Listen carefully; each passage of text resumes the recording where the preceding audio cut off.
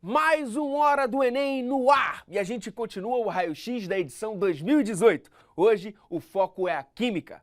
Roda a vinheta!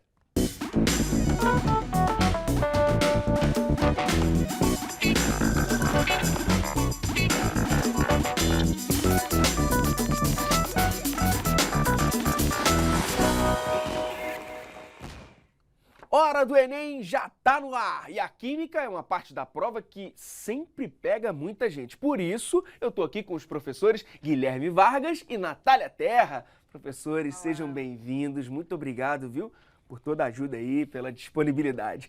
Vamos lá, vem cá, o que vocês acharam da prova? Para começar.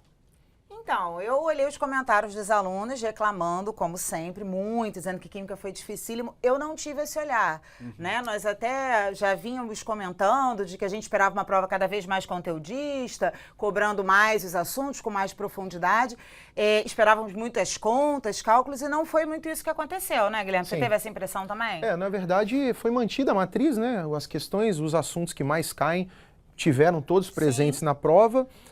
Uma prova até que mais pautada em teoria, né? Menos conta, menos cálculo. Então foi uma prova que a gente, assim, normal, né? Normal. Razoável. Questões muito difíceis, mas bem regular, né? Sim. Dentro do esperado, né? Então, sim. Vem cá, teve alguma surpresa? Bem, a gente teve aí, a gente até chegou a falar aqui no domingo, né? A gente falou aí de uma questão falando sobre tabela periódica, que era um assunto que até então o Enem ele não priorizava, ele nunca falou sobre tabela. Então foi assim, a questão diferentona, vamos dizer assim, que apareceu na prova, né? Observou mais alguma coisa, professor? Eu chamaria atenção, assim, nós comentamos também em outras ocasiões de que vinha aumentando o número de questões de química orgânica, certo? E eu não, assim, apareceram algumas, mas eu acho que ainda foram priorizados outros temas que não vinham sendo tanto. Talvez a diminuição da quantidade de questões envolvendo cálculo também tenha sido uma surpresa, mas alguns temas se repetiram. A questão das propriedades físico-químicas dos compostos, a eletrólise que tornou a aparecer, uma questão envolvendo reação, né, em princípio, da reação de combustão. Então, não foi uma grande surpresa, não. Entendi. Bom, vocês trouxeram questões. Bora para a primeira? Pode ser? É a questão 108 do caderno amarelo, tá certo? Isso aí, né? Exato. Do que se trata a questão? Ela é uma questão que fala de estequiometria, né? Cálculo estequiométrico. Uma questão, um assunto mais do que comum na prova do Enem, a gente sempre está encontrando, e dentro da linha tradicional.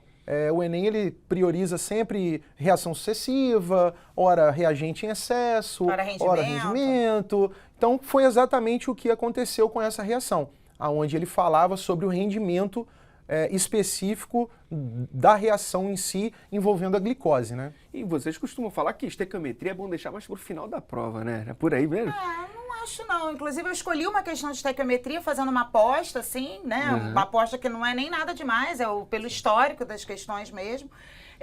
Só que na ocasião eu escolhi uma questão de reação sucessiva com rendimento e pureza, tudo na mesma.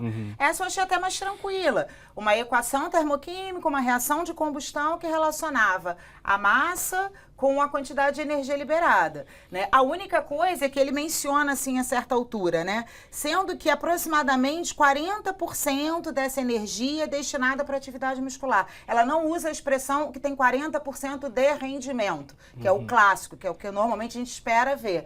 Mas eu acho muito razoável que se infira isso, né, da leitura da questão. Nessa questão exigiu interpretação além do conteúdo. Até pelo fato de que se o aluno não se atentasse, se ele não usasse os 40%, teria uma resposta, opção, sempre, teria uma opção também. Então ele poderia fazer a questão, achar a resposta e não necessariamente, né, no caso, não seria essa a resposta correta. Distratores, né, sempre aparecem. Apareceram muitos distratores ou não? Foi uma questão ou outra? A gente teve sim algumas questões que davam um pouquinho de dificuldade ali na hora da interpretação, onde o aluno ele sempre ficava entre uma, duas questões, isso aconteceu. Saquei. Então, bora para a segunda questão que vocês separaram? 125 da prova amarela. De pilha, né? Então, essa questão é muito bacana.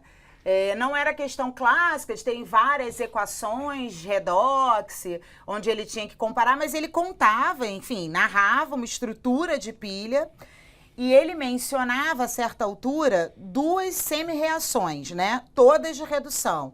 A redução do ferro mais 2 a ferro metálico, que tinha um potencial padrão de menos 0,44 volts, e outra, a semi-reação de redução do cobre, de cobre mais 2 a cobre 0, com um potencial padrão de mais 0,34. Como as duas estão informando o potencial padrão de redução, caberia ao estudante observar qual das duas tem o maior potencial de redução. No caso, que tem potencial aqui positivo é o cobre. Como a pilha sempre envolve 2 reações, né, uma reação de oxidação e outra de redução, o cobre aqui reduz e o ferro oxida. Então, se o cobre está reduzindo, essa reação acontece no cátodo, porque a pergunta era, nessa suposta pilha, qual dos componentes atuaria como cátodo? O cátodo é onde se dá o processo de redução. Mesmo que ele não lembrasse disso, a certa altura ele fala que a barra de ferro, ela sofre corrosão. Né?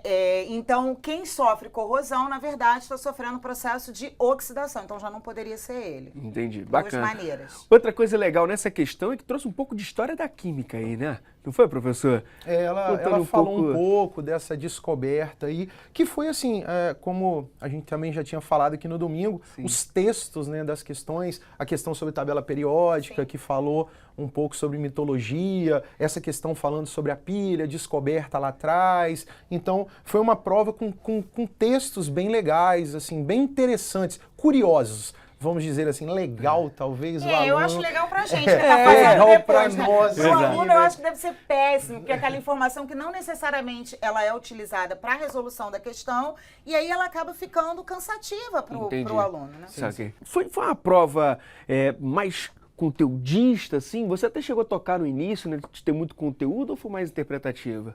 Eu acho que prescindia de conteúdos bem definidos, conceitos muito claros. E vem cá, interdisciplinaridade, rolou ou ficou bem focada em química? Rolou. A gente teve uma questão que foi a questão que falava sobre a gordura, falava que ela formava uma emulsão, sim, então é uma questão que pode ser trabalhada tanto pela química quanto pela biologia. Sim. Então essa questão dava para as duas matérias aí resolverem. A gente teve uma questão falando sobre densidade, que também poderia, aí já seria uma relação entre a física e a química, onde falava sobre uma solução com cloreto de sódio, falando sobre a posição de um densímetro. Tivemos uma questão falando sobre o equilíbrio do ciclo de Haber-Bosch, da síntese da amônia do solo, que poderia também levar tanto para a química quanto para a biologia. Teve uma também falando de transformação de energia, também, que também poderia ser resolvida a partir de física ou de química, né? Então assim, rolou bastante. Bem interdisciplinar a prova, assim. Tiveram muitas questões que é aquela coisa de quem que seria a questão, né? Ela é física, ela é química, ela é biologia, bastante coisa. Legal. Bom, vem cá, tem uma questão aí que tem sido muito comentada nas redes sociais por conta do nível de dificuldade, uma questão cabulosa, é a 111 do Caderno Amarelo? Exatamente. Essa é uma questão que fala sobre reações orgânicas, né? As reações orgânicas em si, elas já são um assunto que o aluno já sente um pouco de dificuldade com esse tipo de reação. E aí é uma questão que vem falando do mecanismo da reação, a questão eletrofílica, a questão nucleofílica. Então foi uma questão que, inclusive, tem havido um pouco de divergência, os gabaritos que estão aparecendo. Então realmente foi uma questão bem complicadinha dentro dessa linha interpretativa. Então, eu não sei, mas eu achei que mais difícil até do que o processo da reação que estava colocado, era compreender a questão de como se dá realmente o mecanismo, né? A questão de ter os elétrons livres no nitrogênio, de que maneira os outros ligantes favorecem, disponibilizam esses elétrons ou não, ou provocam uma atração, né? Então, ele nem talvez ele não tivesse que ter o domínio do processo, porque a reação estava dada, mas compreender depois, como ele relaciona com a reatividade. Ele afirma que a substituição se dá, tem 5 opções, dentre delas qual que é a menos reativa. Ele tinha que entender que essa reatividade tem a ver com esse par de elétrons livres do nitrogênio e como que os outros ligantes interferem. Então, achei bem complicada mesmo. É uma reação que exigia, sim, do aluno esse conhecimento do mecanismo, sim, o que até então o Enem, ele nunca vinha, tinha... Uma vez ele trabalhou raro, aquela do né? anel aromático, né, do benzeno, mas depois disso ele vem sempre batendo em reações orgânicas, mas de forma mais direta. Ele dá a reação... Ou em isomeria, mas reação assim, trabalhando o mecanismo, não. Tanto que nem apareceu, por exemplo, questão de classificação de função, de reconhecimento de função. E vem cá, quando o estudante vê as estruturas ali, não dá um aperto no coração, não dá um frio na barriga, um desespero? Eu acho que dá na gente. Dá. Tem que dar, né? É assim, é um momento, é a pressão. Talvez se ele pegasse essa prova pegando agora, em casa para fazer, ele vai ver que, com mais tempo para resolver, porque também tem isso, tem toda aquela pressão do... É um momento, né? Se você não conseguir, ano que vem, e não sei o quê. Então, isso. Não é só a questão em si. Então, é um momento em si ali, a pressão toda, o ambiente. A expectativa dele, dos demais, né? O recado é calma, né? A palavra-chave aí é calma. É calma nesse momento. É muita cautela. E preparação, né? Até para quem está preparando para o ano que vem, né? Fez como treineiro. Para quem fez como treineiro, é um momento assim, para ele entender agora, até o que a gente passa muito não foque no que você acertou. Vamos focar no que você errou. Por que você errou? Você errou porque você não sabia? Você errou porque o tempo lá na hora, a pressão, o psicológico. Então, não, eu sei essa questão que eu errei. Tá, mas então pro ano que vem, a gente já vai ter que, durante essa preparação de 2019, também se preocupar com isso, sabe? Sim. Vai ser pressão na hora, então é trabalho sob pressão. Trabalho em cima disso, né? Professores, o que vocês acharam dessa parte da prova de química orgânica? Então, achei ok, né? Achei bacana. Eu, particularmente, meus alunos já sabem que eu brigo no meu trabalho para não dar orgânica, eu não gosto. Eu gosto da parte físico-química, mas achei tranquila. Caiu isomeria, como a gente esperava, uma mais complexa, falando de isomeria espacial, outra mais tranquila, falando de isomeria plana, que só pedia para classificar. Caiu uma da parte de classificação de cadeias, da estrutura, perguntando o tipo de arranjo tridimensional que o carbono adquiria, de hibridização. Então, achei ok, tirando a última que a gente falou de reação de mecanismo. Você gostou também, professor? Sim, foi como foi dito. Caiu o que todo mundo estava esperando. Então, solubilidade de compostos orgânicos é um assunto que é o que mais cai na prova do Enem. Todo ano tem questões envolvendo isso. Estava lá. A parte de isomeria espacial, que o Enem sempre cobra, a isomeria geométrica ou a ótica, estava lá a isomeria geométrica. A identificação de função é o que faltou, né? Que normalmente, mas havia necessidade de conhecer, já que na questão que envolvia nomenclatura, ele falava do grupo hidroxi, onde esse grupo mudava de posição. Então ele tinha que ter um conhecimento do OH ali, da hidroxila, mas foi uma prova assim que manteve os padrões dos anos anteriores. Não tivemos assuntos atuais, né, como grafeno? Tivemos mais ou menos, já que o grafeno... Já apareceu outras provas. Ele já veio em outras provas. O Prêmio Nobel de Química já foi dado na época para quem tinha... para a dupla que descobriu o grafeno. Sim. Então, assim, o fato do grafeno, muitos alunos até podem pensar que nunca caiu hibridação, nunca caiu esse tipo de conceito. Já tinha aparecido em Enems anteriores uma questão falando sobre a reatividade de um composto, de um medicamento, onde ele queria saber, ele dizia que o grupo não planar era o grupo ativo. Então o aluno tinha, quando ele falava não planar, ele estava falando ali de uma estrutura tridimensional, onde envolvia um carbono sp3. Então, a hibridação ela já veio, só que não direta, né? Como foi dessa vez, direta, objetivo. A hibridação. Mas essa coisa do carbono sp3, sp2, planar, tridimensional, o Enem já tinha cobrado. Então, não foi uma novidade. O Enem não vai falar. E o grafeno, claro, é o assunto que especificamente, assim, com os meus alunos, é um assunto que eu venho batendo muito com eles, que mais cedo ou mais tarde ia aparecer na prova. Sim, verdade. Então vamos para essa questão do grafeno, que é a 97 da prova amarela? Sim. Para dar uma olhadinha. Então, ele vai dizer que o grafeno é uma forma alotrópica do carbono, constituído por uma folha planar, ele esclarece isso, de átomos de carbono compactados. No final ele vai perguntar, nesse arranjo os átomos de carbono possuem hibridação. Ele precisava perceber que o carbono ele faz duas ligações simples em uma dupla, que é característico da hibridação sp2, né? E, portanto, de geometria trigonal planar. Então achei ela até bem tranquila, mais fácil do que a anterior que você mencionou. Até porque quando a gente vai falar sobre as formas alotrópicas, né, quando a gente vai falar da alotropia, a gente sempre compara o carbono, o grafite com o diamante. Isso. Então, a diferença de um para o outro é que o grafite, ele conduz corrente elétrica porque tem as ligações π, então ele é sp2, e o diamante é sp3. Então, até quando se estuda essa matéria no ensino médio, é sempre um comparativo. E o grafeno, ele é um derivado do grafite. Então, ele tem a mesma estrutura do grafite, todos os carbonos sp2, uma estrutura plana. Show de bola. Vocês separaram outras questões. Então vamos para 129 do Caderno Amarelo? Sim, vamos lá.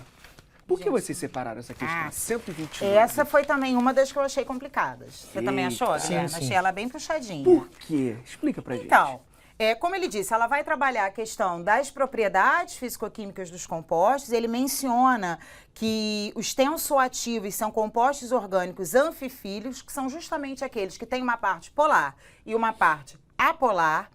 E no final, eu não vou ler aqui o texto todo, mas ele vai perguntar qual a fórmula estrutural do tensoativo persistente no ambiente mencionado no texto. Ao longo do texto, a gente percebe que ele fala que esse tensoativo persistente é aquele que tem vários carbonos terciários, o que seja, né, carbonos ligados a 3 outros carbonos na cadeia que compõem a porção hidrofóbica, vários termos importantes. Então ele precisaria entender que a parte hidrofóbica é justamente aquela que não é polar, que não é solúvel em água, desse tensoativo aniônico. E aí ele poderia perceber que há carbonos terciários em mais de uma estrutura. No entanto, ele ficaria em dúvida em duas. Sim. A parte hidrofóbica, que é um tensoativo aniônico, que tem a parte negativa, e a outra, que igualmente também tem carbonos terciários, também é hidrofóbica, mas é catiônica. Então, repara, são vários termos que ele precisaria saber o que significam e prestar atenção nisso, de não trocar o aniônico pelo catiônico. O que ele precisava saber, além da química orgânica. Nossa, além de resolver. tudo, ele ainda... Ele tinha que... São os termos, né? Sim. O tensoativo, que é um termo comum no Enem. O Enem, ele dificilmente ele trata sabão e detergente. Ele sempre traz o termo tensoativo. Então, já é algo que o aluno precisa Se ficar familiarizar, esperto aí, porque ele está falando de sabão e detergente, aí ele fala do tensoativo, aí no caso o aniônico, e aí a gente trabalha tanto o aniônico quanto o catiônico. Sim. A estrutura, no caso ali específico da questão, ele falava de ser biodegradável, não biodegradável. Então ele cobrou realmente todo o conhecimento sobre detergente. O aluno tinha que entender tudo realmente de detergente. A gente pode até dizer assim, que é a questão assim, do Enem que exigiu mais conceitos, Sem né? dúvida. Assim, Vários numa vários questão só, que é uma conceitos. característica. Essa é uma daquelas questões que a gente não leva 3 minutos pra resolver, né? Eu acho até que leva. Para. Juro, Se gente. souber, né? Se não souber, Mas aí nada, né? Se não souber, Não nem tem a como, questão realmente de não tinha- SP2 ele consegue. não teria como mesmo. Mas eu acho assim que essa é diferente. Embora tenha um texto grande, o texto traz informações realmente relevantes. Ele pode... Essa é aquela que a gente até antigamente orientava muito assim, né? Vai para a pergunta, depois retoma o texto para já ir com o olhar mais direcionado. E aí, se ele souber os conceitos, está muito claro, né? Eu sei o que é tensoativo, eu sei o que é aniônico, que tem carga negativa, eu sei o que é hidrofóbico, eu sei o que é carbono terciário, ela é objetiva, ela não exige grandes interpretações. Mas necessitava de grande conhecimento. Define conceito. Mas assim, Exige dentro conceito. dessa linha, vamos pensar assim, uma pessoa que não está muito habituada com a química, né? Quando ela senta ali, tá de frente e começa a ler tensoativo, catiônico, hidrofílico, hidrofóbico, anfifílico, realmente fica difícil. Fica complicado. Sim, sim. Falando em assuntos atuais, temos uma questão sobre nanodispositivos, é isso mesmo? A questão 99 da Sim. prova amarela? Sim, essa questão é uma questão que trabalhava, na verdade, a isomeria. A isomeria espacial, especificamente a isomeria geométrica. Só que com um detalhe, os alunos, quando estudam isomeria, é sempre a condição dupla entre carbonos com ligantes diferentes. E nesse caso específico dessa questão, ele trouxe um grupo azida, né, onde ele trouxe 2 nitrogênios, que também ele mudava o plano. Essa questão é aquela questão que talvez para o aluno que não sabia muito, ela acabou ficando mais fácil do que... Porque aquele aluno que não tinha muito conhecimento, ele falou, pô, tem aqui uma bolinha dupla, planos opostos em mesmo plano, cis, trans, isomeria geométrica. Para o aluno que já tinha mais conhecimento, talvez ele pode ter parado ali para...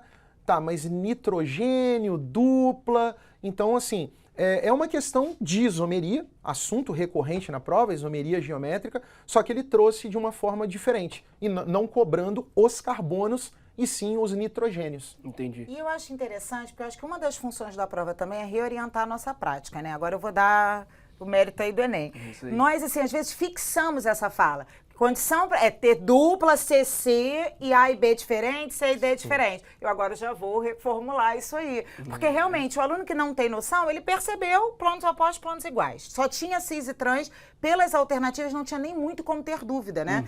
Talvez fosse a única coisa que ele reconhecesse. Que quando ele fica, né, a figura da esquerda para a direita tem uma compactação da estrutura e isso é mencionado na alternativa.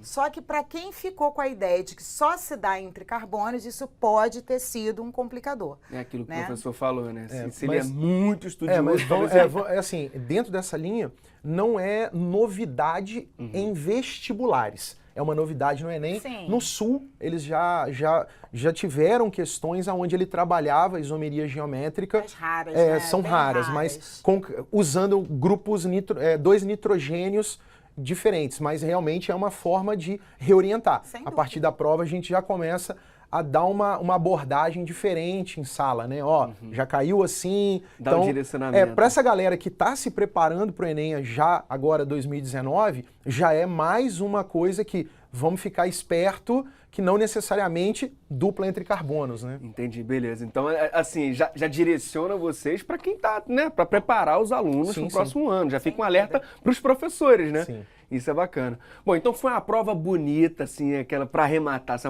uma prova bonita, dentro do que vocês esperavam e cumpriu o papel dela. Eu achei muito bonita, eu achei muito honesta, eu achei muito bem dividido os níveis de dificuldade. Não pegou realmente de surpresa essa coisa de fazer a meia-culpa, do tipo, poxa, mas isso a gente não falou. Acho que priorizou uma parte do primeiro e do segundo ano, a parte de orgânica que a gente consegue dar conta normalmente do primeiro semestre do terceiro, com exceção da questão de mecanismo, mas aí sempre tem uma que causa esse maior impacto. Então, achei uma prova muito bacana, com algumas coisas previsíveis, como a questão, preciso falar dessa, do carbonato, de variação do pH em função da adição de um ácido ou de uma base, ou de um sal de caráter ácido ou básico. Então, achei ela muito interessante. Até a questão do carbonato, né? O carbonato é um composto, assim, que eu brinco com os alunos, se o Enem não tiver carbonato, não foi Enem. Exato. O Enem, ele tem que ter um carbonato ali em alguma questão, tem que aparecer. Eu já vi carbonato na prova de geografia, agora carbonato na prova de biologia, agora a prova de química. Então, cai muito. Então, dentro disso, a prova foi normal, né? Não é uma prova que, não, que absurdo, não. A prova de química foi normal. O Enem, ele tem que ter questões fáceis, tem que ter médias e vai ter que ter as questões difíceis, até para que o TRI possa funcionar. Sim. Então, não dá só para a gente fazer questão fácil e média. Então, mas caiu uma questão difícil. Tem que ter. Então, faz parte do processo. Então, faço dela minhas palavras. É exatamente isso daí. E qual é o recado para os estudantes que ainda vão fazer outras provas esse ano, assim, outros vestibulares? Qual o conselho a partir desse Enem, assim? Eu sempre sugiro, já estou até repetitiva, que eles façam os exercícios anteriores, né? Assim como nós estamos dizendo aqui que o Enem ele vem repetindo um certo padrão, né? As outras provas também tem aqueles assuntos que mais caem, que sempre se repetem, ainda que de uma outra forma, mas aí vai percebendo onde que eu tô fraca, eu estudo mais um pouquinho aquele tema. Então, refazer as provas anteriores, acho que nesse momento é a melhor opção. Perfeito. Também compartilha desse recado? Mesma coisa. Estamos combinados. Perfeito. Professores, muitíssimo obrigado mesmo pela ajuda. Muito obrigado. Eu agradeço muito a presença. Como já disse aqui algumas vezes, estamos sempre à disposição para o que precisar. Eu gosto disso. Pode contar. Muito obrigado. Pessoal, a gente fica por aqui. A Hora do Enem volta amanhã analisando a prova de biologia. Então, até lá. Minha mãe, com certeza, ela foi muito importante. Ela vendeu o carro, vendeu joia, vendeu tudo para pagar pelos meus estudos, para eu poder continuar estudando. Vou até chorar aqui. Meu namorado também ficou do meu lado, ouvindo todas as minhas paranoias o tempo todo. E a minha professora do Kumon de matemática, Conceição, o nome dela, ela é maravilhosa. Me deu até pedra, tudo para me dar boa sorte. Ela foi uma segunda mãe, com certeza. São as 3 pessoas mais importantes.